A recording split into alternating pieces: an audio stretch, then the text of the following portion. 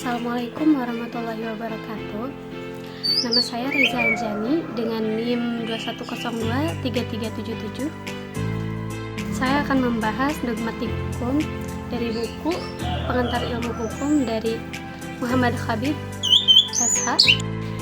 Dalam ilmu hukum ada 3 lapisan utama menurut sudut pandang teori hukum, yaitu yang paling atas yaitu filsafat hukum, lalu teori hukum, dan yang ketiga yaitu dogmatik hukum. Yang teratas yaitu filsafat hukum. Kajian filsafat hukum adalah bagian dari filsafat umum dan juga dipengaruhi oleh filsafat umum serta teori ilmu hukum yang mempunyai sifat ekstra yuridis dan kritis.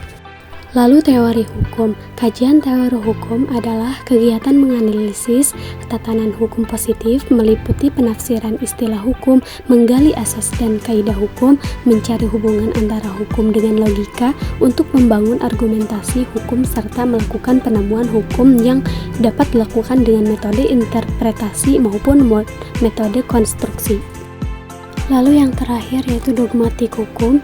Kajian ilmu hukum dogmatik adalah tatanan hukum yang berlaku di suatu negara seperti di Indonesia, meliputi interpretasi, konstruksi, serta argumentasi hukum. Sedangkan kajian ilmu hukum empiris adalah perbandingan hukum, sosiologis hukum, sejarah hukum, antropologi hukum, maupun psikologi hukum.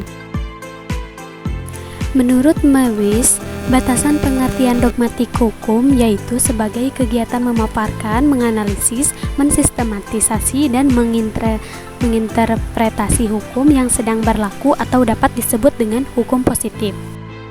Adapun ciri-ciri dogmatik hukum yaitu yang pertama disiplin normatif, 2 disiplin objektif, 3 disiplin logis, 4 disiplin pendekatan hak klasik, 4 disiplin keterangan diakronis, 6 disiplin eksperimental, 7 disiplin empiris, 8 disiplin hermeneutik.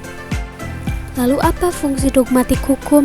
Menurut Mewisen, ilmu hukum dogmatik sebagai ilmu hukum normatif berfungsi 1. Sebagai deskripsi hukum positif, 2. Sebagai sistematisasi hukum positif, 3. Sebagai analisis hukum positif, 4. Sebagai interpretasi hukum positif, dan yang terakhir yaitu sebagai penilai hukum positif.